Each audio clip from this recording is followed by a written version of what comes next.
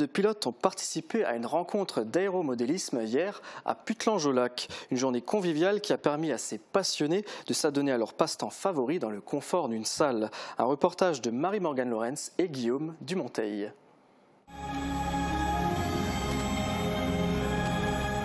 Un moment de grâce dans le centre sportif de Putelange-au-Lac.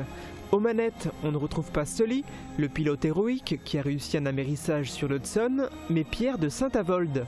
Deuxième puis troisième au championnat de France d'aéromodélisme, il est venu participer à la rencontre en toute simplicité. Ça permet de voir les copains et sortir un peu de notre coin. Comme lui, ils sont une vingtaine à prendre part à cette journée. Certains pilotes sont venus de loin. Certains sont des champions, comme champion de France derrière moi actuellement, qui se retrouvent autour de leur hobby commun, c'est-à-dire faire rouler leurs petits avions en salle. Ce n'est pas parce qu'il s'agit d'une passion qu'il est interdit d'avoir de l'ambition.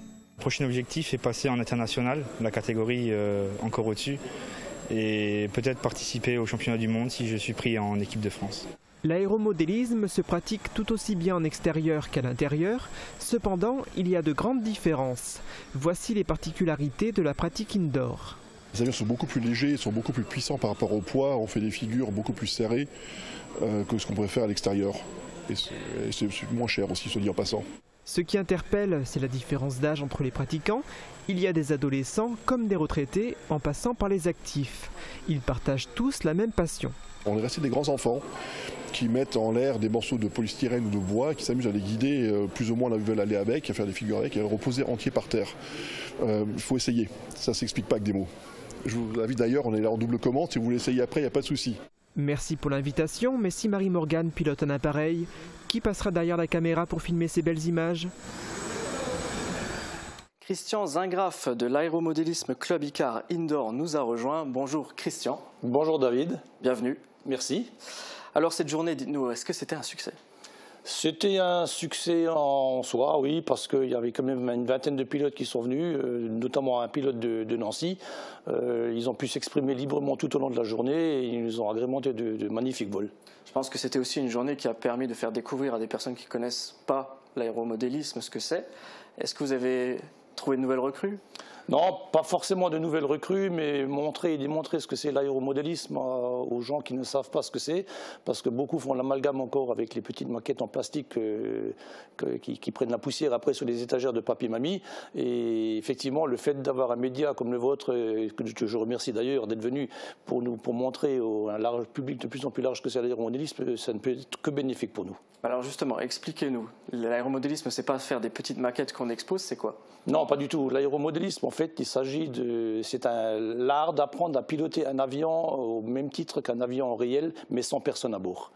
Et ça va de toute taille d'avion et de toutes sortes de motorisations. En l'occurrence, hier, c'était des avions, en règle générale, ce qu'on appelle en mousse, en EPP, et uniquement motorisés électriquement. Par contre, à l'extérieur, c'est du moteur thermique avec des avions qui peuvent aller des envergures d'1,60 m jusqu'à 7-8 mètres, voire plus. Et forcément, des moteurs thermiques beaucoup plus puissants, notamment pour tout ce qu'on appelle des VGM, des voltiges grandeur.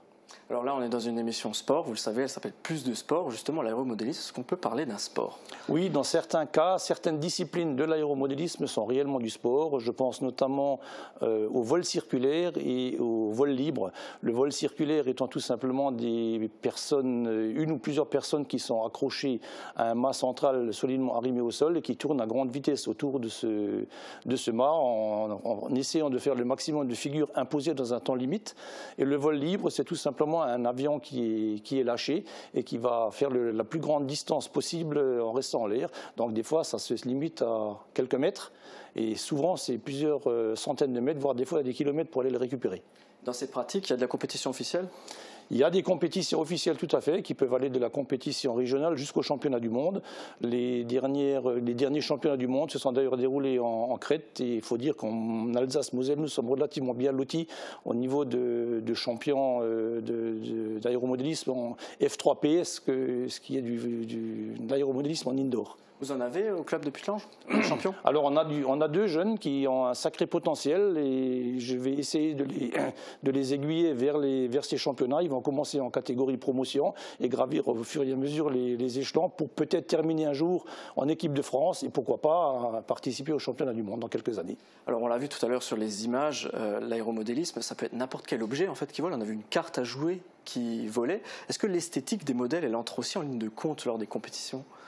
Non, pas vraiment. Ça dépend de la compétition, en fait. Je prends l'exemple des championnats du monde de jet, qui sont encore une discipline à part, où là, effectivement, il y a 50% des points que les jurys donnent correspondent à l'esthétique, parce qu'il faut que l'avion présenté corresponde au rivet près à l'avion réel existant. Mais dans le cas des avions indoor, l'esthétique, c'est plus pour l'œil du pilote qui pour montrer sa propre réalisation, parce que c'est eux qui le fabriquent, plutôt que pour avoir des points par rapport à un jury. Est-ce que c'est abordable financièrement ? Oui, c'est tout à fait abordable financièrement. Il faut savoir que si je prends votre exemple, si vous souhaitez venir apprendre à voler demain dans notre club, ça vous coûtera absolument rien. Vous serez, vous pouvez, je vous invite vivement à venir essayer. Vous serez en double commande. Vous aurez un moniteur à côté de vous. Il va vous mettre l'avion en l'air. Il vous donnera la main à un moment donné. Et puis quand ça va plus, il le reprendra. Donc il n'y a absolument aucun risque. Et après, pour parler de l'aspect financier, les genres d'avions que vous voyez voler actuellement à l'écran en mousse, on peut commencer à une centaine d'euros pour tout fini, le moteur et toute l'électronique embarquée. Après, il faut qu'on pense éventuellement à envisager l'achat d'une radiocommande. C'est pareil, les premiers prix se situent aussi aux alentours d'une centaine d'euros. Donc pour 200 euros, vous pouvez avoir un premier avion, un premier matériel qui suffira amplement. Mais ça, c'est après un an de vol. Ça attire du monde, ça fonctionne, vous êtes nombreux dans l'association ? Alors là, c'est difficile. Nous sommes actuellement à 12 personnes, 12 membres de clubs outdoor, donc extérieurs différents, qui se retrouvent tous les dimanches après-midi au centre sportif de Putelange pour pouvoir s'exprimer en vol. Et on espère, parce qu'on reste malheureusement le parent pauvre du sport loisir en France, on espère pouvoir recruter par le biais de promotion via les médias. Justement, c'est ce qu'on est en train de faire. Tout à fait, je vous en remercie pour ça. Comment est-ce qu'on fait pour vous rejoindre ? Alors pour nous rejoindre, c'est tout simple. Je vais vous donner l'adresse mail du club. C'est AC2I. Donc AC, c'est AC, les deux, la lettre A, la lettre C, le chiffre 2 et la lettre i.putelange@free.fr. D'accord, c'est relativement simple. Est-ce qu'il y a des obligations une fois qu'on vous a rejoint ? On s'engage dans quelque chose de sérieux ou bien c'est... Alors au début, quand quelqu'un veut venir apprendre à voler, c'est souvent par curiosité, il a envie d'apprendre à voler, pardon. Et après les engagements, oui, il faut quand même rester assidu comme dans n'importe quel sport. Il ne faut pas faire ça en dilettante.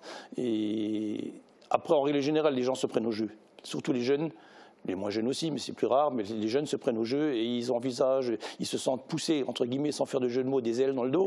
Et ils ont envie de progresser. Et en voyant certains jeunes pilotes qui arrivent à aller à différents championnats, ils ont envie de les suivre, de les calquer comme dans n'importe quel autre domaine sportif. Finalement, est-ce que c'est pas un rêve de gosse qu'on ne quitte jamais ? On reste un enfant. On est des grands enfants qui jouent avec nos avions. On est souvent perçus comme ça, mais en fait, c'est l'art de piloter. Oui, certains ne peuvent pas piloter pour diverses raisons. D'autres, par contre, ont commencé à l'aéromodélisme et enchaînent ensuite sur une carrière, soit de loisir, soit de professionnel. Oui, tout à fait. Donc on peut commencer par l'aéromodélisme pour devenir un vrai pilote, en fait. Ah oui, tout à fait.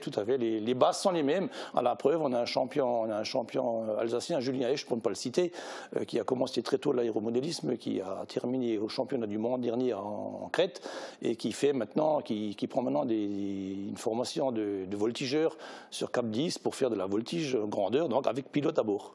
Très bien. Alors l'année 2020 vient de commencer. Qu'est-ce que vous avez prévu au niveau de l'association ? Alors au niveau de l'association ICAR Indoor, on ne prévoit pas grand-chose, mis à part la galette des rois où votre reporter s'est présenté hier. Par contre, on a encore l'association Outdoor qui va prendre ses marques aux alentours de Pâques, puisque c'est la période charnière qui détermine grosso modo le moment où on va voler à l'extérieur. Là, dans les grosses lignes, on aura le largage de chocolat de Pâques, tous les lundis de Pâques de chaque année, on fait du largage de chocolat de Pâques pour les enfants, à Vitersbourg, sur notre terrain de Vitersbourg. Au fin juin, on aura le Air Doudou, donc là c'est les baptêmes de doudou, on met des doudous dans les avions qui partent faire un baptême de l'air. Après, on a notre meeting annuel du mois d'août. Très bien. Christian, je vous remercie d'être venu sur le plateau de Mosaïque Cristal. Puis je vous souhaite une bonne continuation et surtout une très belle année 2020. Merci beaucoup et puis surtout merci à Mosaïque Cristal de m'avoir invité. Je vous en prie. Merci aussi à vous, chers téléspectateurs, toujours aussi fidèles. Je vous donne rendez-vous demain dès midi pour le 30 minutes. Très belle journée à toutes et à tous.